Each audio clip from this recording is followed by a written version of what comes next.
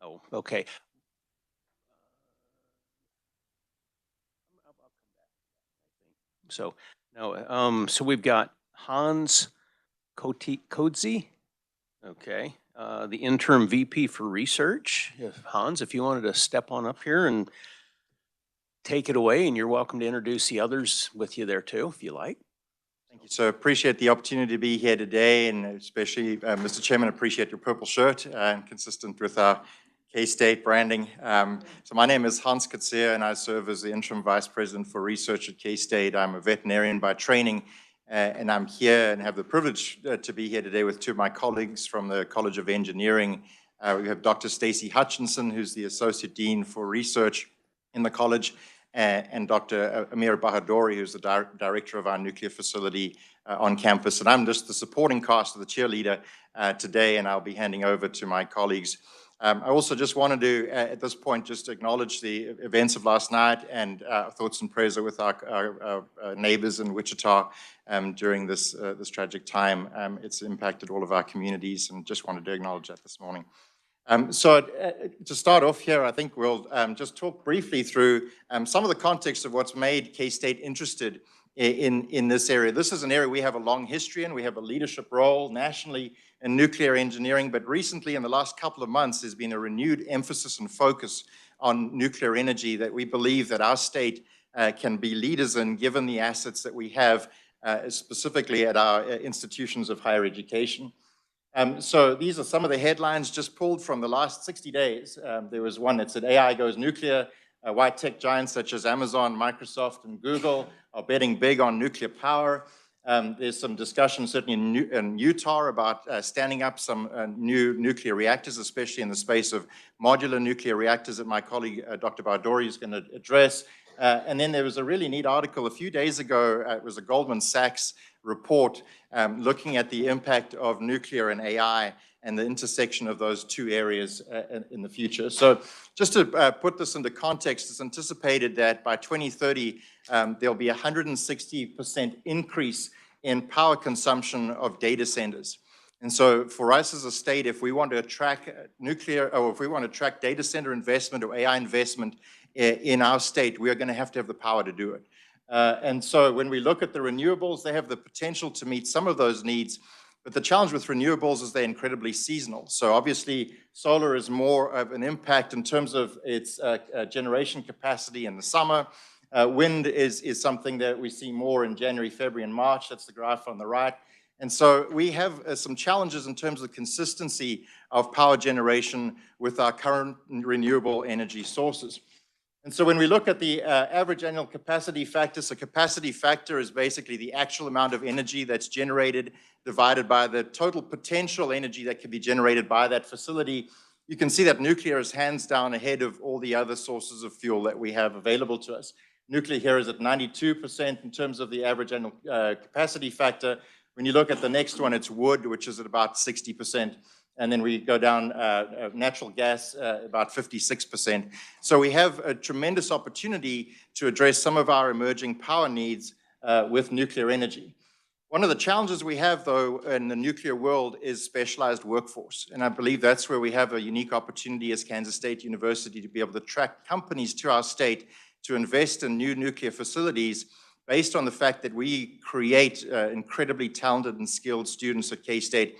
And by having those facilities in our state, we'll be able to keep our graduates in Kansas, which is a significant area of focus for us at K-State under our new next generation strategic plan. So with that, I'm going to turn this over to Dr. Bahadori to talk about our facility in particular. All right, thank you very much, Dr. Kodzi. So I wanted to thank you for the opportunity to speak here today. Just to give you a little bit of background on me, I am a native Kansan from Kansas City, Kansas. And when I was looking at undergraduate schools to attend, K-State was hands down #1. And one of the reasons for that was their historical leadership in nuclear power. So in 1952, K-State started one of the first nuclear curricula in the United States and probably in the world. And in 1962, our reactor first went critical. This was more than 20 years before Wolf Creek went critical initially. We actually had the first accredited nuclear engineering undergraduate program in the United States, right there at Kansas State University. Now we offer a concentration in nuclear engineering, but I'll talk about some of the changes that will be taking place there in the coming months. And I want to point out that we have nearly 100 graduates over the last 10 years. So we are outputting some of the best and brightest in nuclear energy and nuclear power across the country. Just to give you some somewhat nostalgic pictures, especially back in the 1960s, black and white. Again, we had the leadership with building our Trigga Mark II nuclear reactor. It is a research reactor, uses low enriched uranium, light water, moderated and cooled. This reactor still is really the linchpin of our program at K-State. It's a unique facility. There's only approximately 25 of these on university campuses around the United States. And so students come to K-State to work at this reactor, and they get to become nuclear reactor operators and do some really excellent research and gain experience that will benefit them in their careers. Just to give you a flavor of kind of the current situation as it relates to nuclear engineering education, there are approximately 20 accredited programs around the United States. One of the things that I want to point out here is that if you look in the northern Great Plains region, K-State has a position of potentially being a very large player. There really aren't that many programs in our region that serve this major.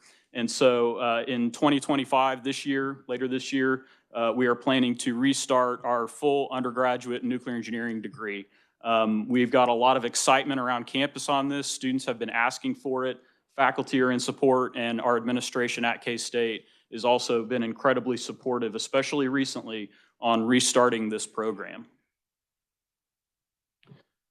Just to kind of hammer home that point, there's been a lot of growing interest in nuclear engineering education at K-State.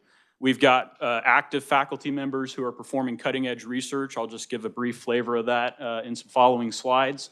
Our students are winning national level scholarships, competing with some of the largest schools at winning these honors. A lot of increase in student interest. They see what's going on with nuclear power and the excitement around it, and also some of the other areas that nuclear touches. And again, we have strong support at all levels of K-State. Over the past 5 years, within our concentration, our student body has grown by more than 200%, which really is emblematic of that enthusiasm. We are restarting our bachelor's degree in nuclear engineering. We're navigating KBOR this spring, and we plan to go for ABET accreditation once that timeline is appropriate. And again, we have a fall 2025 target for implementation. We plan to have our first graduates potentially in fall 2025 as they transfer in from our concentration, and likely by spring 2026. So what are we trying to accomplish? Our near-term goals are, number one, to drive Kansas economic development. We're pursuing partnerships at the Kansas level with Wolf Creek, and also at the national level with national labs and other entities. We want to retain our graduates in Kansas. So after I graduated with my undergraduate degree, I went to the University of Florida, did my graduate work, and spent about 5 years at NASA Johnson Space Center. One of my goals was always to make it back to Kansas. And luckily I was able to do that through the faculty position that I now have. I thought that it would occur much later in my career, but I was very fortunate to have this opportunity to come home. We want to continue our growth trajectory by updating our teaching and laboratory spaces, and also increase our faculty breadth, particularly in the areas of nuclear materials, which are very important to understand how these materials will respond in these new reactors, and also fusion, which is another promising energy generation technology. Additionally, we want to modernize the K-State reactor. We're in the process of installing a new digital console, and we would like to do some other things that will increase our research and teaching capacity at that facility. I wanted to highlight too here some of the Kansas companies that employ our nuclear graduates. These include small businesses like Radiation Detection Technologies, which is doing cutting edge research right in Manhattan, Kansas. large engineering firms, Kiewit, Black & Veatch, in the energy sector, Evergy, Wolf Creek. So we really touch Kansas with our graduates. We are also a force nationally at the National Lab Infrastructure, Los Alamos National Lab, Idaho National Lab, Oak Ridge National Lab, and at companies like GE who are playing in the nuclear space. If you know a nuclear company, it is likely that you will find a Kansas State graduate there. To highlight some of the research that's being done at K-State, a lot of work in radiation detection, trying to figure out ways to develop detectors that will survive these harsh nuclear power, nuclear reactor core environments. This has been a long string of research that dates back many years. First started by Dr. Douglas McGregor at K-State, and we're continuing to collaborate with him on a recently funded Nuclear Regulatory Commission research and development grant. Additionally, we do work in how you translate that energy that's produced in the fuel to actual power, looking at boiling simulations, looking at how natural circulation flows in both light water and in also some of these more exotic coolants that are being proposed. Our faculty have a breadth of expertise that includes radiation safety, which is my particular expertise, reactor modeling, energy production, radiation detectors, and especially AI and machine learning. This is an area where we have been fortunate to expand our faculty further into over the past year. In addition to nuclear power, this touches the aerospace sectors. When I worked at NASA Johnson Space Center, we worked on astronaut radiation health, and I continue to collaborate with that group today. Human health, both for patients that are undergoing radiologic examinations and also for the workers that help to administer them. National security and defense, looking at what happens if a dirty bomb were to go off. How do you survey that area in a way that minimizes the risk to workers? And also radiation imaging, which has a lot of applicability in non-destructive testing, areas that are important to Kansas. I want to highlight the economic development that's come out of our program, in particular radiation detection technologies. This is a small business that currently has offices within our building at K-State. The CEO of this company sits like 3 doors down from me. I go into his office and we talk about ideas. We work together on proposals. RDT has been incredibly successful, and they are starting to translate that into off-campus production. So utilizing K-State for R&D and then expanding that economic development. They operate in the nuclear power sector. They've got some grants to look at spent nuclear fuel canister modeling to make sure that these fuel rods remain safe as they're being stored. Also, radioactive source identification in the defense area. And in terms of agriculture, they've developed a soil moisture monitor that has been deployed in fields across our state. So what can nuclear do for Kansas? What are the options? Advanced reactors are getting a lot of attention nowadays, but large reactors are still a possibility. These are reactors that output 600 megawatt electric and above.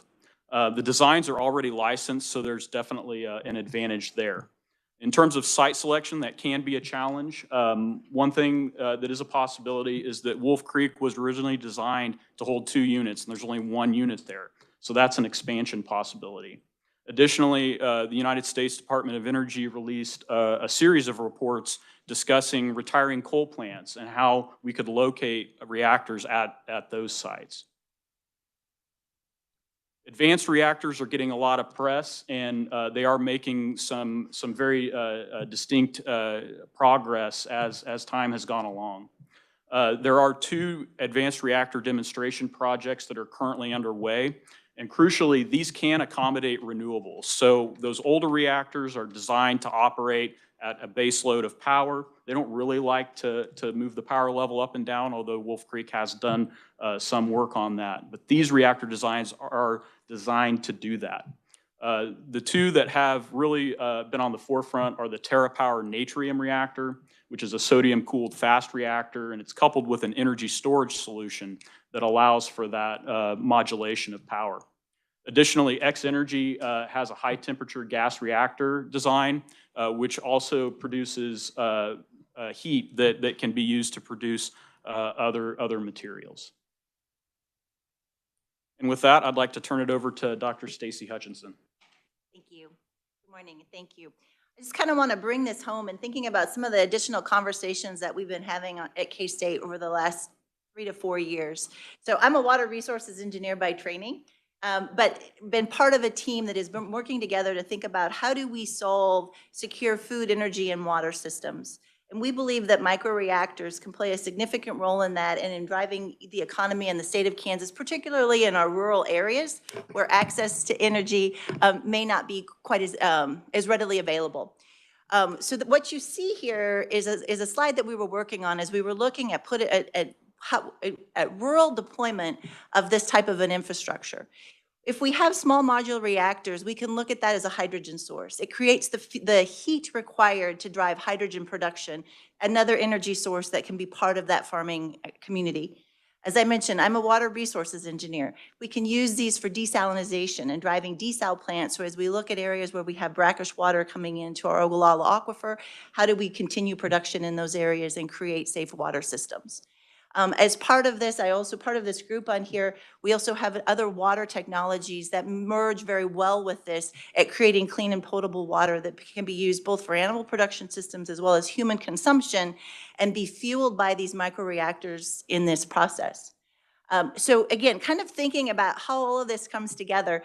2 years ago, Jesse Schreiner, a K-State graduate in electrical engineering who is now a CEO at Microsoft, came to campus and he made the statement, we will put a data center where we have power. So again, kind of tying this back to where Dr. Coetzee started the conversation, we need power across Kansas so that we can power the industry that is there, our agricultural industry, but also drive new energy into this, or new economy and development into the space, like the attraction of data centers across the state. And so I think that we have one more slide. So, and then again, pulling all these pieces together to think about secure food, secure energy, secure water, we can do nuclear power desalination. That will change the game in our availability of water in the western half of our state. And as Amir mentioned, we also have the possibility of doing great work with health, so driving health across the state of Kansas and looking at the radiation and health as well. And I think that is all of our slides, and so I open for questions, and I'm going to call experts back to the table if we have questions on the nuclear reactor. That was a quick one there. A lot of information we covered. So thank you. Body questions. Mr. Roth. Thank you, Chairman, and thanks for the presentation today. My question is there a difference between the micronuclear reactor and the small modular reactor? Yeah, so there's a lot of these terms floating around, and microreactors are really a class of small modular reactors. So you're looking at power outputs that can be anywhere from 5 megawatt electric all the way up to 50 megawatt electric for these small, or for the microreactors. Small modular reactors are generally thought to be below that 600 megawatt electric level. So the TerraPower and the Natrium, and the X-Energy designs that are being demonstrated, those would be considered small modular, but not microreactors. If I may. So which one sits on a trailer and is hauled around by a semi? The microreactor designs have been, there's been a lot of discussions about that. And do you, if I may, do you foresee in the future the microreactors they're not a reality right now, correct? That is correct. Yeah, there's a lot of work to be done to understand how these can be safely transported, particularly after operation. So right now, spent nuclear fuel itself is designed or defined as nuclear fuel that is sat for and cooled for a year before you can transport it, and that's just not all that feasible for some of the discussions around microreactors. So there's work to do both technically and also from a regulatory perspective. So, I mean, because I'm really interested in the small nuclear reactor, the microreactor, because we see a lot of applications of helping in disasters and in cities and stuff like that. In your opinion, how many years away are we from that? Or is that just something we can't get to? Oh, that's a really tough question. I would say on the order of 10 years or so is likely a realistic timeline. Thank you very much. Thank you, Chairman. Let's go with Representative Schlangensieben. Thank you all for your presentation. Thank you, Mr. Chairman. I wanted to ask about what is the potential in 10 years for using smaller reactors to recycle, reuse spent rods from Wolf Creek, for example, which I understand are stored at the facility, and what does that do to decreasing the half-life of those spent rods? It sounds like a very promising scenario from the little I know about it. Yeah, so a lot of these fast reactor designs are designed to really limit the amount of spent nuclear fuel that comes out. In terms of reprocessing, this is something that could be done today if there was a broad push to do so. So there's a high potential for reprocessing in 10 years, and in my opinion, there's a high potential for reprocessing within the next couple of years. If I may. So I used to, in the wake of Chernobyl, do translation work for a German company whose name I've forgotten. It was a quarter century ago, that developed radioactivity sensors that were to be deployed across Europe so that in the event of another nuclear accident, one could measure the direction of a radioactive cloud, for example, and warn people to stay out of the rain and things of that nature. Do we have systems like that developed here, or did anything become of all that? I guess is my question. Yeah, absolutely. There are sensors that are deployed around the United States that are actively monitoring. Yes. Thank you. Thank you, Mr. Chair. Representative Van Houten? Houten? Van Houten. Thank you. Thank you, Mr. Chairman. So as it relates to Wolf Creek, that's the only nuclear facility in Kansas, correct? It's the only power reactor in Kansas. Yes, that's correct. So they generate about 18% of the electricity net generation in Kansas, correct? So you mentioned expanding there. They had the capacity. What are the obstacles that would be in place to essentially double that energy generation? It makes sense that we have the transmission lines in place, that might be, I wouldn't say low-hanging fruit, but where would be the obstacles that would have to be overcome to see that happen? Yeah, that's a great question. So the first is that my understanding that some of the site layout now is such that there are offices where that second unit was planned to be placed. So there would be logistical challenges there. Anytime we talk about expanding the number of reactors, we also need to think about the workforce that's required in order to do that. I have a colleague that works there, and they're always wanting to bring new people in with proper training, and so it's important that we provide that to Wolf Creek. And then, of course, there's the licensing, the startup, everything that goes along with starting a new nuclear reactor. There have been actually a couple of large power reactors that have been built recently with the Vogtle project. And I think there's been a lot of lessons learned from that experience and sort of starting to get the gears moving on the workforce for construction, for instance. But there are certainly some obstacles to doing it. I think that as we look at the best ways to utilize the resources that we have in Kansas, that this should certainly be on the table as an option. Thank you. Representative Bergquist. Thank you, Mr. Chair, and thank you, sir, for your testimony and the rest of you. How much of the bachelor's level training from K-State is applicable to job placement in the state of Kansas? I think as evidenced by the graduates that we have going to Kansas companies, a large deal of it is. Currently, our program is a concentration within mechanical engineering. We are a mechanical and nuclear engineering department. And so our graduates come out with a lot of great experience in mechanical engineering, which is very broad, but also have that ability to narrow down to focus on nuclear. As an example, when I graduated with my bachelor's degree, I had some options on what I was going to do, and I had an offer from Black & Veatch out of school to go work for them after having the good fortune of interning with them.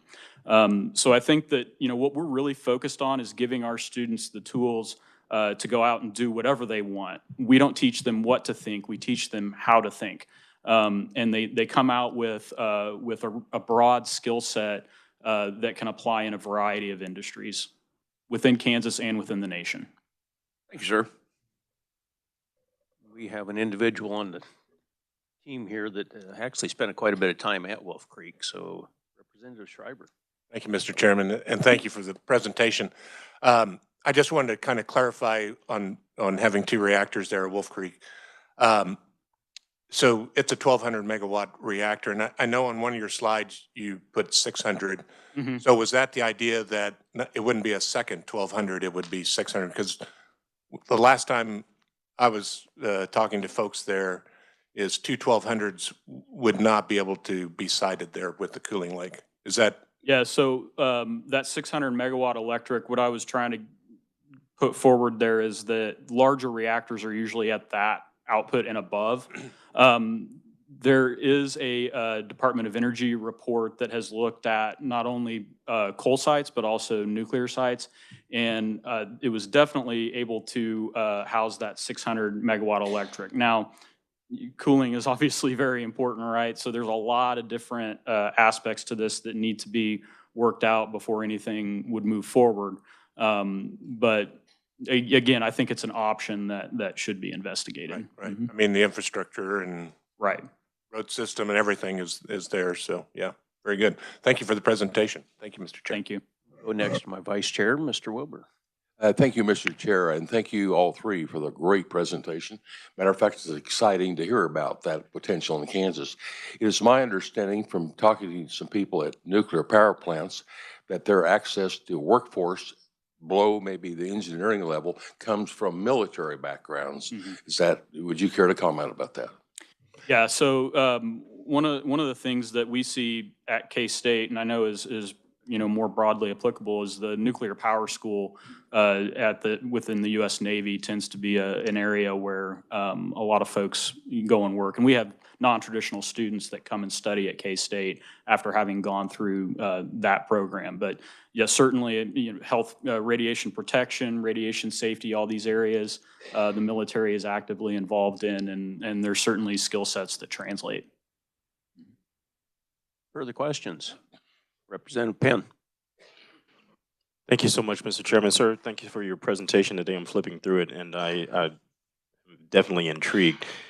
Can you discuss a little bit maybe the tether that you have at the university between the nuclear engineering department and civil as well, if you build this out? And I'm talking about in terms of both the degree plans, is there any connective tissue there, and then job placement after? Thank you. Yeah, so we've had civil engineering faculty that have been successful in obtaining grants from especially the Nuclear Regulatory Commission, looking at how concrete responds under neutron exposure, really targeted at these newer nuclear facilities. So one of the things that I look for as the nuclear program director is how can we matrix across other programs. I mentioned mechanical, civil. We've also are interested in our biomedical engineering and bringing those students in to look at how radiation imaging can help them.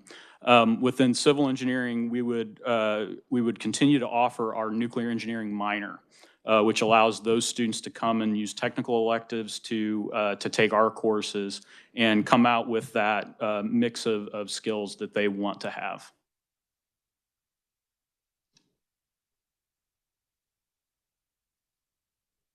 And Mr. Schlangensieben has another one. Thank you. Just one more. I wanted to ask about the plethora of designs for nuclear power plants,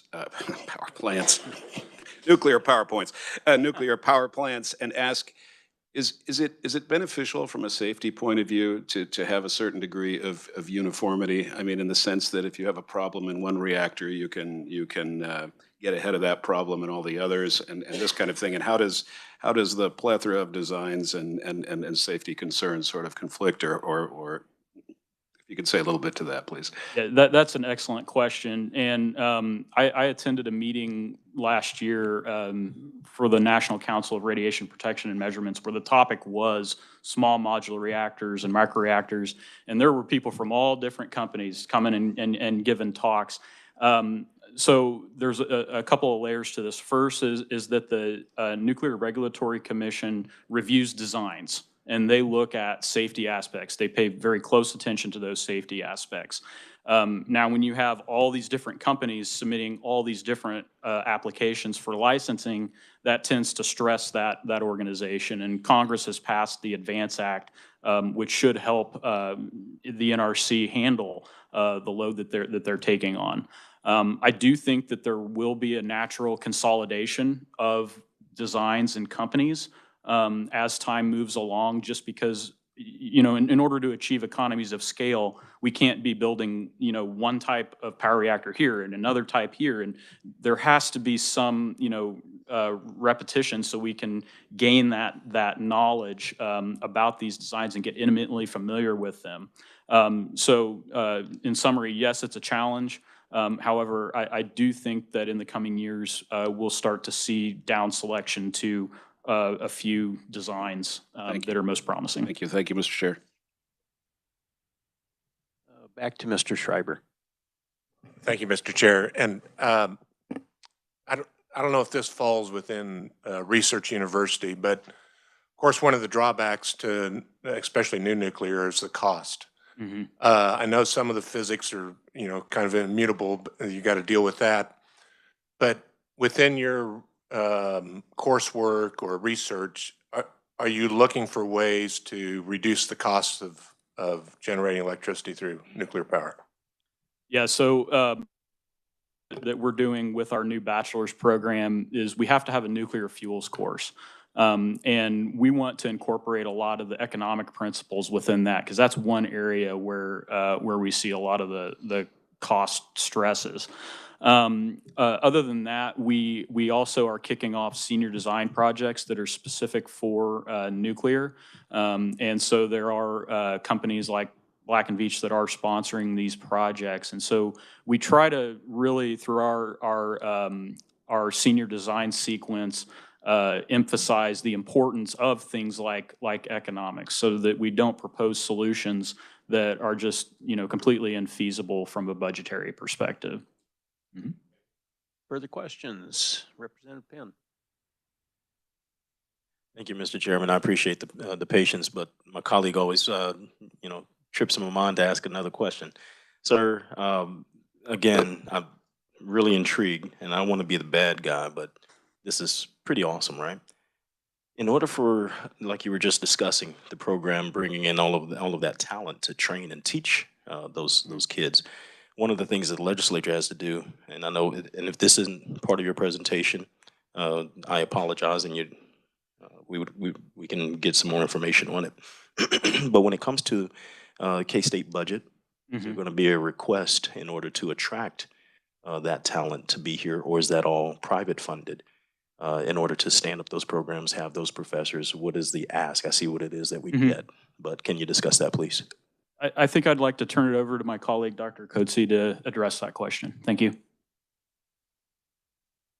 So I appreciate the opportunity. We always talk about the budget in the context of some of these new programs. And I think the advantage that we have is we have many of the existing assets on campus already. A nuclear reactor, to stand one of those up from scratch, is a $100 million investment. We already have that reactor. And so what we're looking at is leveraging the assets we already have to collaborate not only within our state, at other state institutions that may also have an interest in nuclear energy, but also regionally. We don't have these types of reactors at other institutions nearby. Iowa State decommissioned theirs 20 years ago. So I think this gives us an opportunity to leverage bringing potentially out-of-state students in, which would help from a budgetary perspective. We also, I just returned from Washington, D.C., where we met with our federal partners, and we are requesting this year a $10 million investment from the feds in order to try to stand up some more modernization around the infrastructure that we have. If you go into the trigger, the console still has the dials like you would have seen in Apollo 13. Yeah. So I think we have opportunities there to upgrade some of the infrastructure that we have. So we're being very creative in terms of how we might fund this program. If the legislature wanted to support some of these activities from a Kansas perspective, we certainly would be interested in discussing the opportunities for a continuing investment that would help us to establish a leadership role, especially around retaining faculty. So our key area of differentiation will be faculty recruitment and retention. And as we look at these programs, especially around Google and Amazon and Facebook, all trying to stand these up, they're attracting the talent away from even Wolf Creek are going to struggle to keep those engineers because they're going to have opportunities in the tech sector. So if we think of a dollar figure, a $5 million recurring investment in the state will allow, in Kansas State University would allow us to partner with institutions within the state to have faculty that can address not just nuclear energy concerns, but also energy as a statewide priority, especially as we look at sustainable aviation fuel, which is another area where we have opportunities in our state to have a leadership role. And giving that investment, we can have faculty that can help lead the nation in those areas. So appreciate the question. Thank you. Further questions? Don't see any. I've got a few for whoever wants to stab in, but one of you, when you were talking, mentioned fusion. That's different from fission, and I'm just kind of curious where some of the research there, because a lot of people may just out of keep it at a high level, but maybe what's the difference between them, and one I think is more common than the other, and the other one's got quite a bit of research going on. That's correct. So when you hear about nuclear power reactors that are currently operating and producing power, those are fission reactors, which basically the word fission means to split. And so you gain energy by splitting the nuclei of atoms. Fusion is definitely an exciting area of research. It's a little further out there in time in terms of being practical for generating power.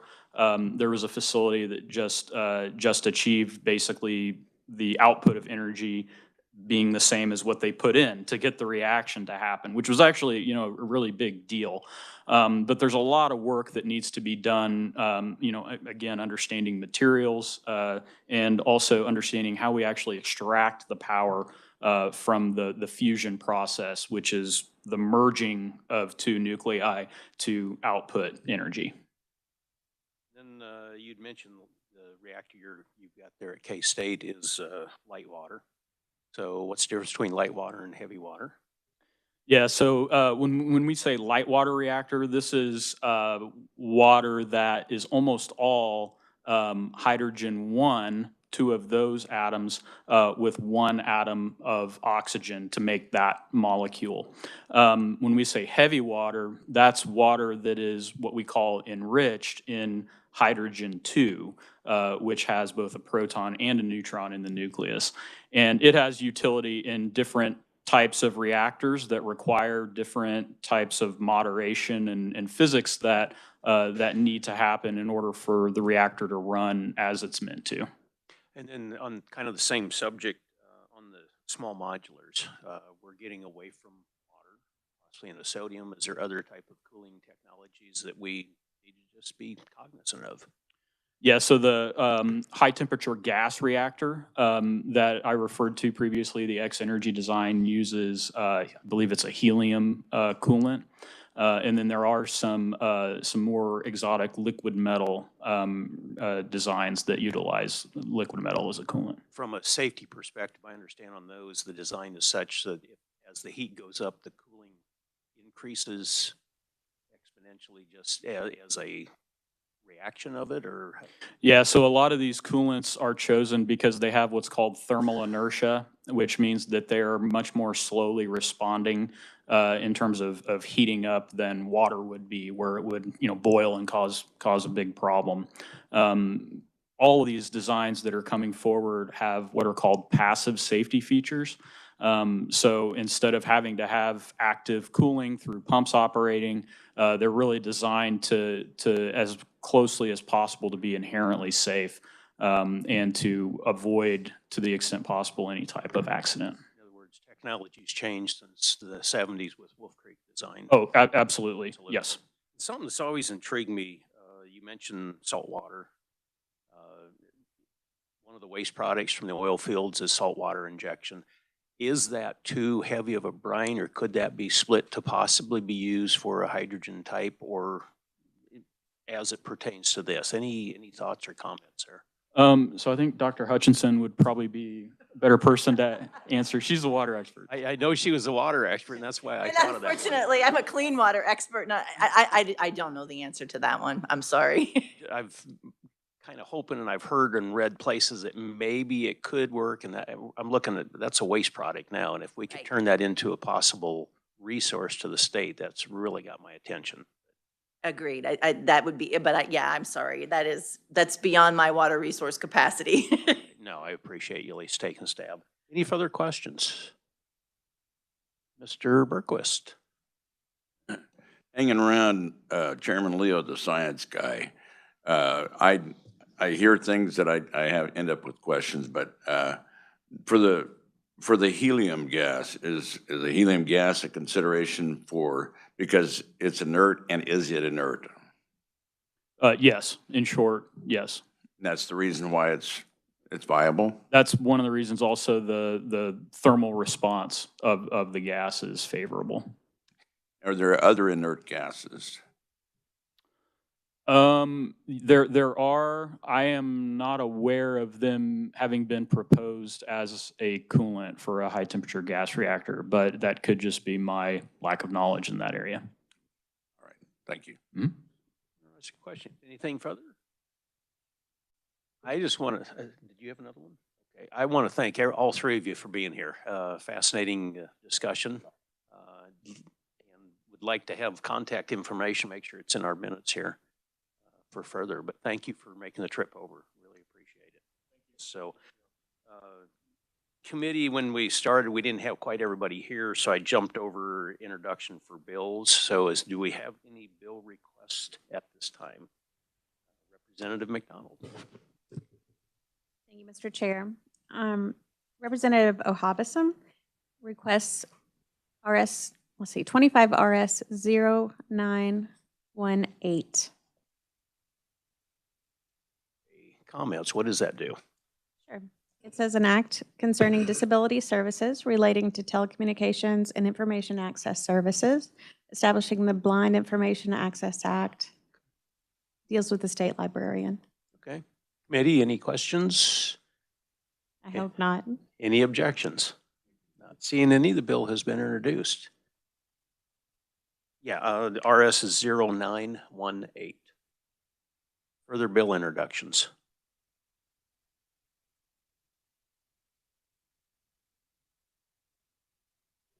Good morning, Mr. Chair, members of the committee. Nathaniel Blank with Watkins Public Strategies here today on behalf of IdeaTech.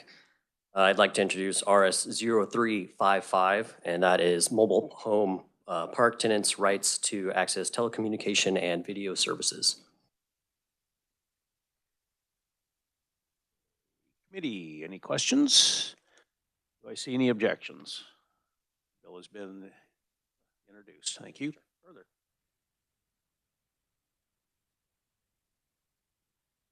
Good morning, Mr. Chair and committee. J.R. Bien on behalf of ITC Great Plains. I'd like to request 25 RS 0541, and that's a bill relating to the construction and ownership of electric transmission lines. Okay. Any questions, committee? This is, I'm just going to throw it out. This is the Rofer bill, right? Yes. Just so everybody knows, that's all Correct. I'm doing. Okay. Do I see any objections? Bill has been accepted. Ms. Neighbor, you didn't have a question. Okay. All right. Any further bill introductions? Not seeing any? Okay. Thank you, everyone. Let's move on to the hearing on House Bill 2040. And I'd like to start it off with Nick. Tell us what we're doing here.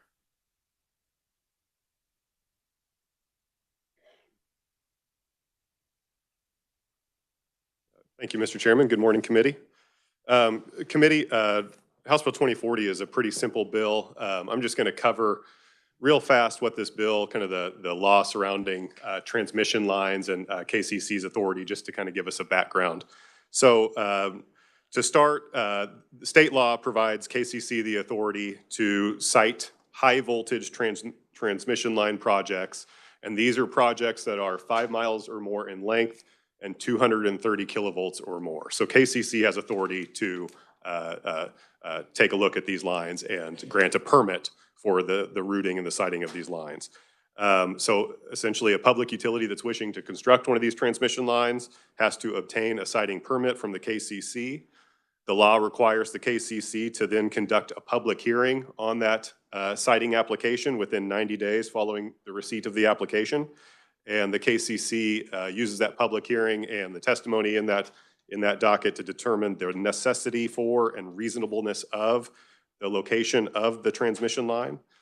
And the law states that the KCC is then required to consider the benefits to consumers in Kansas, consumers outside the state, and the economic development benefits in Kansas when making their determination on the reasonableness and necessity of the line.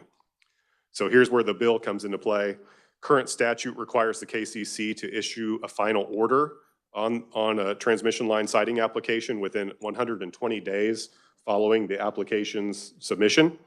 I will note the KCC, if it is going to grant an order, the law does authorize the KCC to impose additional terms and conditions upon a transmission line permit to protect the interests of the public and of interested parties. So that 120-day timeline for the issuance of an order in this bill, that would be extended to 180 days to give the KCC some more time with regard to those transmission line siting applications and dockets. And Mr. Chairman and committee, I'd be happy to stand for any questions. Thank you, Nick. Questions from the committee? Go ahead. Thank you, Mr. Chairman. So just to be sure that I'm understanding this correctly, it's just a blanket extension of from 120 to 180 in all cases. The commission doesn't have any discretion to still do a 120-day citing case. It's the deadline is 180. So presumably the commission could issue an order prior to that 180-day deadline if they so choose. It's just the deadline would be established instead of at 120 days, that order has to be issued. Now it has to be issued by that 180-day mark. okay. I'll be interested in hearing their comments. Thanks. Further questions? Okay. I just wanted to throw out we've got a couple of new individuals here, and yeah, the bill is roughly a page. It's not a long one, but really it's an existing statute, and we're making a simple change in it. So all the verbiage that you see on it, not everything's changing. It's when you look through it, it may be either highlighted or in italics is the only change that's going on. Mr. Roth, you had a question? Mr. Chairman, not a question. I'm having trouble hearing you. Is your mic on? My mic is on. Okay. So, well, see, you can hear me very well. yeah, I can. And that's so, why I'm leaning into it also. Okay. Thank you, sir. Take note of that. Thank you. So, all right. Thank you, Nick. So, first up, we have, I'd like to welcome Justin Grady with the KCC. Always good to hear from you, sir.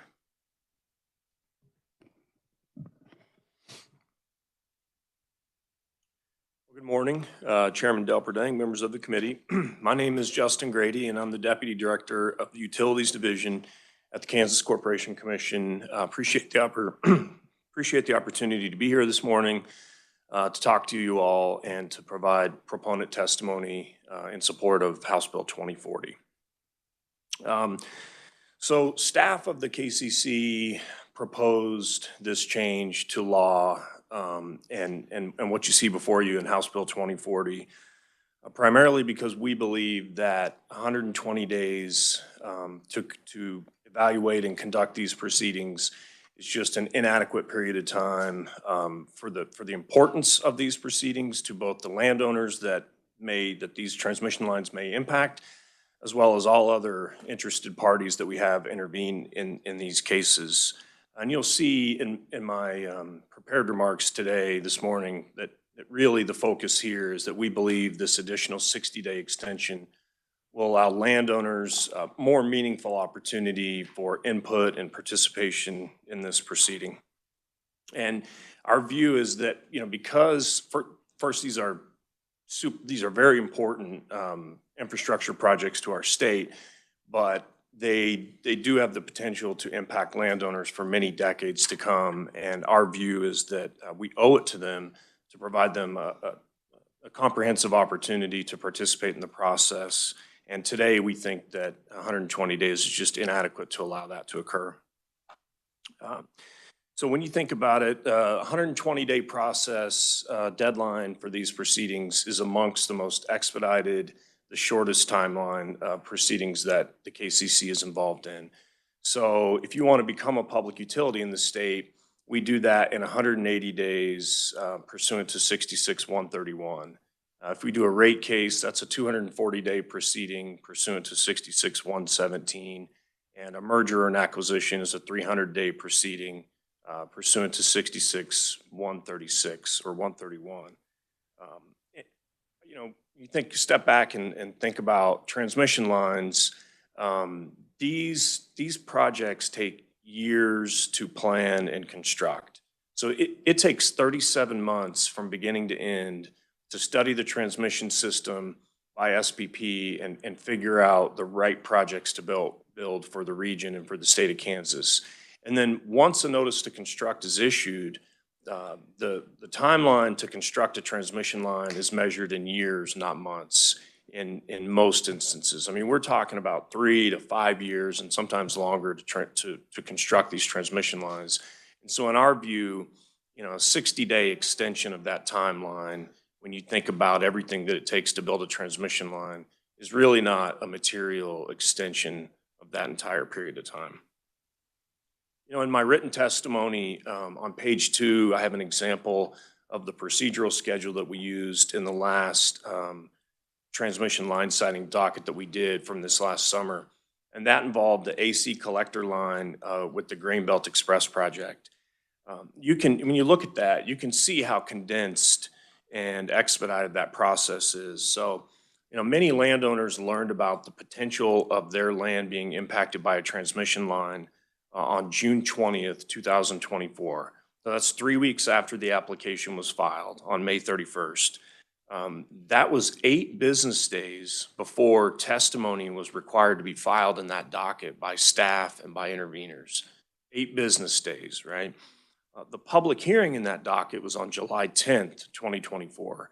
And so at those public hearings, staff meets with the public and a potentially impacted landowner, and we explain how they can participate in the process. But the deadline to file direct testimony has already passed, right? It's 7 days beyond when staff and interveners have already filed testimony. So we're talking to these potentially impacted landowners, and we've already filed our position in the docket. We've already taken a position with regard to the reasonableness of the route.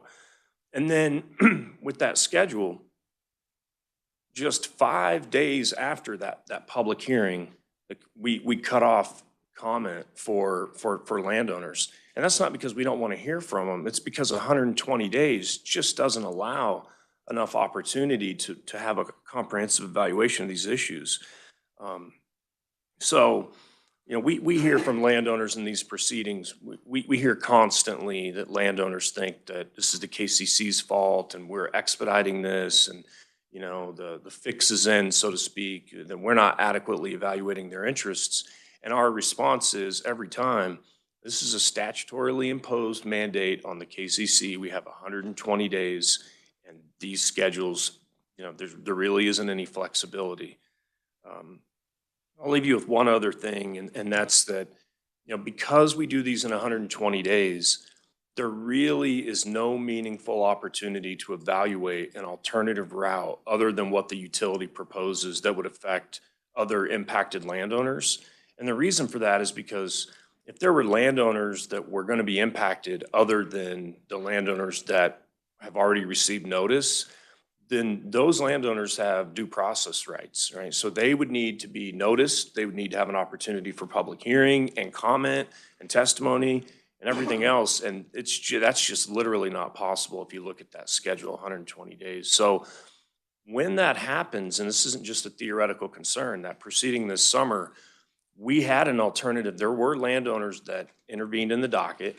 They proposed an alternative route that people thought was reasonable, and ultimately, there just wasn't time to consider that. And so the utility in that case actually agreed to file a follow-on 120-day proceeding in order to comprehensively evaluate that route. And so that goes to show you two things, right? One, these utilities really do want to work with landowners and will look to find the best route for these transmission lines. But two, that's just not efficient. It's not an efficient use of resources or time for anybody to have to file another 120-day proceeding. So those are the end of my prepared remarks. I appreciate the opportunity to be here today and to propose what we believe is a really reasonable, narrow change to Kansas law that will allow us to appropriately evaluate these very important infrastructure projects for our state more comprehensively. So I appreciate that and stand for questions at the appropriate time. Thank you, Justin. Committee, any questions for Justin Grady? Seeing any IT, anybody online there? Okay, all right. Thank you. Thank you. Next, as far as proponents, we have written only from Jackie Garagolia. I hope I'm pronouncing that correctly. Yeah, Kansas Livestock Association, Claudia Hissong with Kansas Farm Bureau, and Joseph Astrub with CURB. Is there anyone else that would like to testify as a proponent? Not seeing any. I'm not showing any opponents on here. Do we have somebody that would like to testify as an opponent? Not seeing any. In neutral, we have Darren Ives with Evergy. Welcome to the committee, sir. Thank you for the time this morning, Chair Delbert and the committee. My name is Darren Ives, and I'm the Vice President of Regulatory Affairs for Evergy.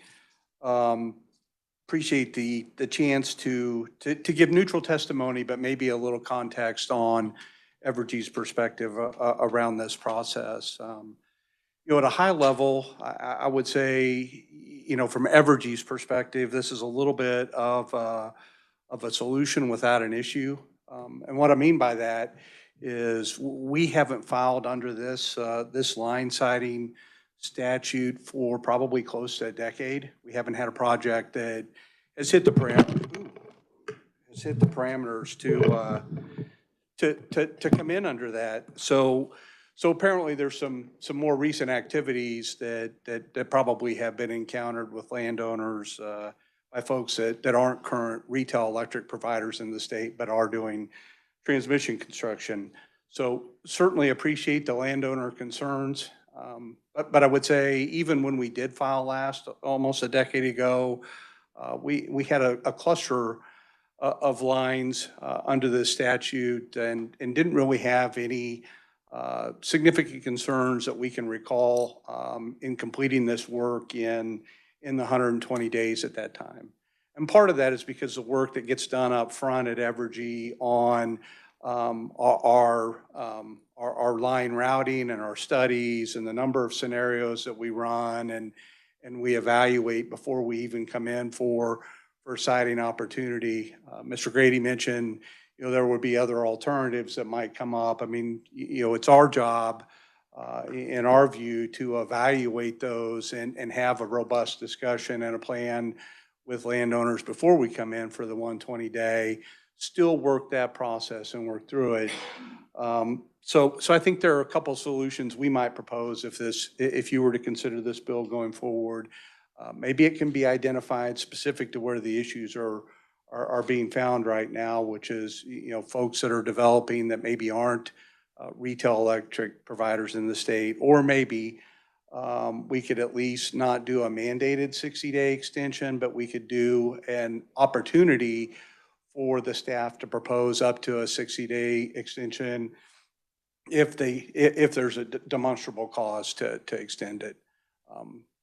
That would be important to us in some respects, because we do see some siting coming up for us on this as we talk about some of the economic opportunity in Kansas and some of the large customers that can come in. We can see some of these lines will be needed.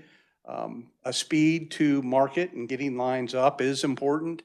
And anytime you're in a large construction project and you have a longer time frame to get to approval for it, you increase the risk of, cost escalation, you increase the risk of delay in achievement of getting your line done. So those would be our comments. I appreciate the time, and I'd stand for any questions.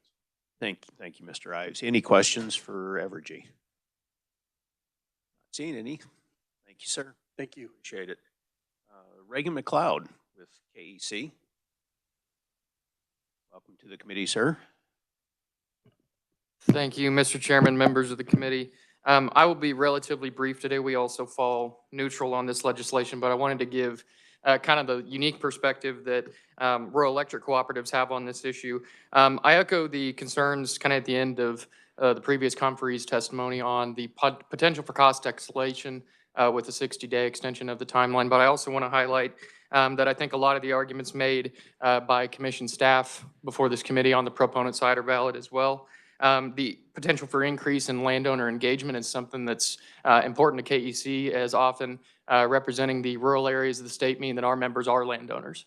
Many of them might be members of their local cooperative boards. Some might even be KEC board members as well. So with a lot of the increased attention towards the transmission line siting process, I think that we see the benefits as well of increased landowner engagement. And I think that the entire industry, whether it's from the landowner perspective or the utility perspective, could see potential benefits as well from increased engagement from all parties. So just wanted to highlight that from the perspective of the rural electric cooperatives, because again, our members are landowners themselves. So thank you for the opportunity to testify from the neutral perspective, and I'm happy to stand for questions. Any questions for Mr. McLeod?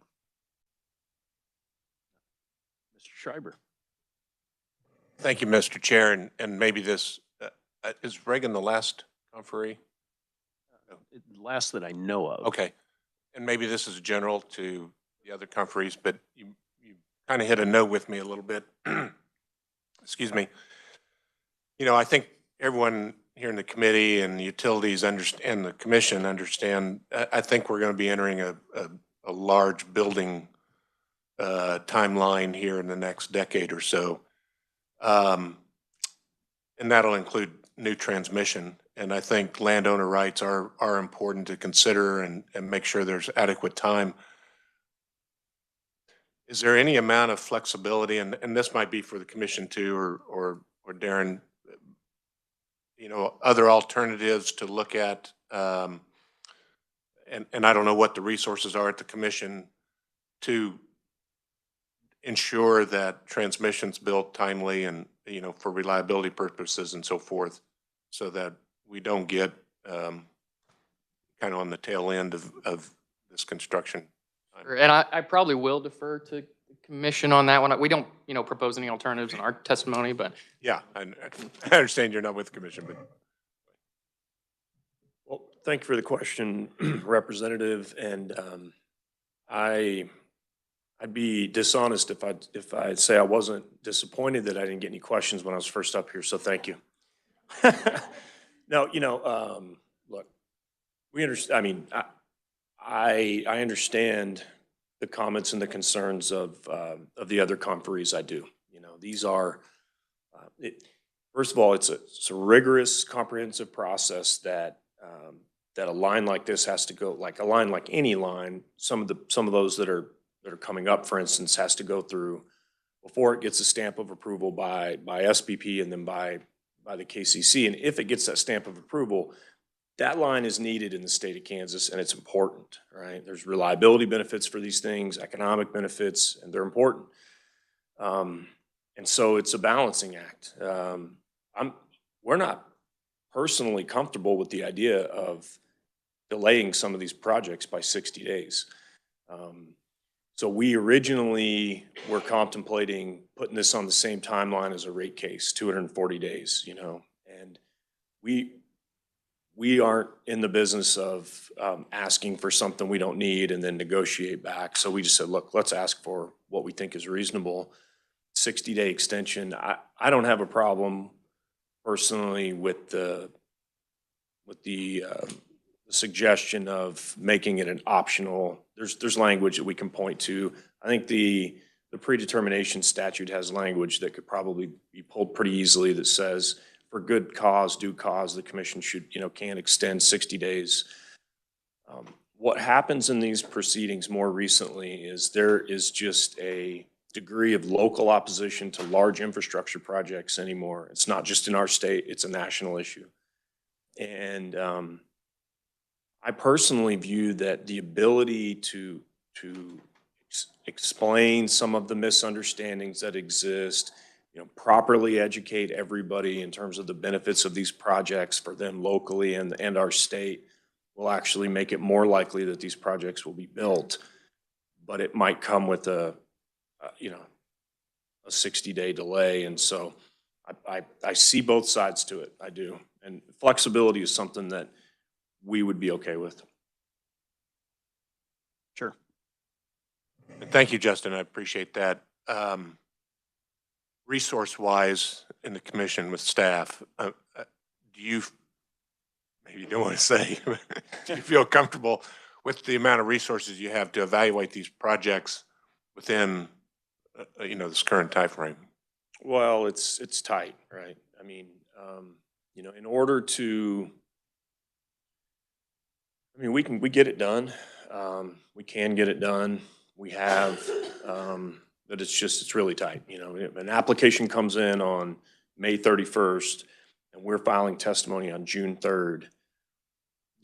When you start to think about a 5-week period of time, these applications are hundreds of pages, right? So you read it all, analyze it, issue discovery, the utility gets 7 days to respond. There's only maximum 3 rounds of discovery you can issue, and then it's everything you can do to write testimony in a professional, evidentiary fashion, right, by July 3rd. It's exceptionally tight. And we have 2 engineers that do this work. Right? We have a chief engineer and another staff engineer. So if you had 2 of them at the exact same time, I don't know that we could get that done. We might file something, but it's not going to be easy. Probably rely on some sort of outside consulting help if we could find somebody. But thankfully we don't, as Mr. Ives mentioned, we don't see these brand new large greenfield line siting applications all that often, but there are a couple of big projects that are coming up, right? That utilities are about to get notices to construct to build large 100-mile, multi-100-mile 345 kV lines. And, utilities are great about working with us if they can. Hopefully they're not going to both file those line siting applications at the same time. And I don't think that would happen, so. Representative Neighbors. Thank you, Mr. Chairman. A point of clarification. I believe that in your testimony, you said that the 150 days or whatever would be an option, but they could go less. Or is this a directive that they could only go with that ruling? So we have the option today. The bill would allow the commission to issue an order within 180 days. So that's the deadline. But but the reality of us setting up a schedule, if this law changes and there isn't any other explicit optionality, we would probably advocate for a 180-day schedule every time, because I know we can use that time, right? Because what we would do is we would push out staff's testimony by a couple of weeks and we would get it after the public hearing, for instance. We would send notice to landowners a few weeks prior to the public hearing. We would push out a couple of weeks to allow landowner comment after the public hearing, and that you're gonna eat up that 60 days right there. So it's certainly possible for us to issue an order sooner than 180 days, but 180 days is an expedited proceeding before the KCC. It really is, So, and and it's not just us, right? I mean, we do and we benchmark, there's national organizations that benchmark what kind of time do different PUCs take across the country to do rate cases and certificate cases and mergers, and our timeframes are not out of whack. We do a rate case in 8 months in Kansas.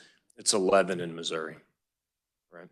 And the average across the country is longer than 8 months, so. Representative Roth.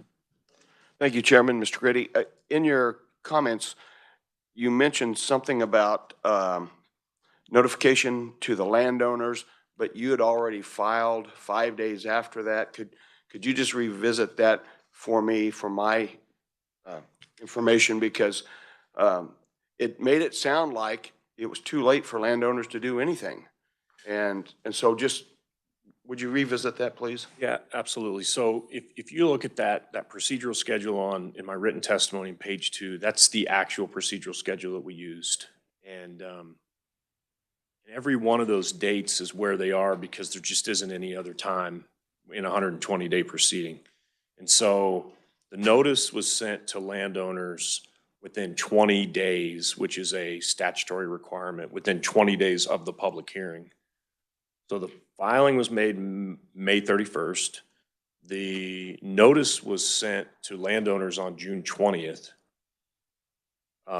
8 business days later, we were required to file testimony in the docket and any other intervener. And there were landowners that somehow actually intervened and filed testimony within 8 business days of receiving the notice. So that happens. But then July 5th or July 10th was the hearing, right? And landowners had 5 days to issue public comments to the KCC. That deadline was July 15th. And somebody could ask, well, why'd you put the deadline only 5 days after the public hearing? Well, it's because of all of the other dates in that schedule. There's just no other time. Had to be time to compile the comments and put them together, and then there's due process to allow the utility to respond to those, staff response to those, et cetera. So it's just tough. 120 days is just not long enough. Thank you, Mr. Chairman. One more question then.